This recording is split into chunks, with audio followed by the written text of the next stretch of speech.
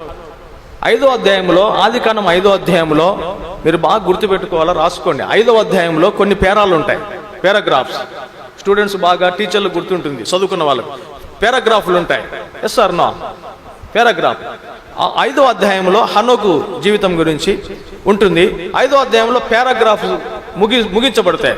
First paragraph లో అతడు మృతి పొందాను అని చివరిగా ఉంటుంది. పారాగ్రాఫ్ చివరి లైన్, అవునా కాదా? ఇంగ్లీష్ లో అండ్ హీ డైడ్ అని ఉంటుంది. 2వ పేరా వచ్చినప్పుడు అతడు మృతి పొందాను and he died.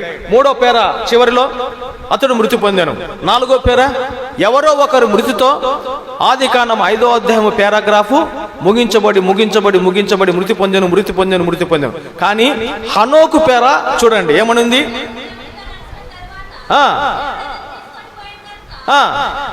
And he was not, అతడు లేకపోయాను.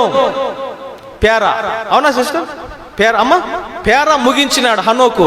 అతడు మృతి పొందాను అని అందరి గురించి రాస్తూ పరిశుద్ధాత్మ దేవుడు హనోకు దగ్గరికి వచ్చినప్పుడు అతడు మృతి పొందాను అని రాయడానికి ఇష్టపడలే. అండ్ హీ వాజ్ నాట్, అతడు లేకపోయాను.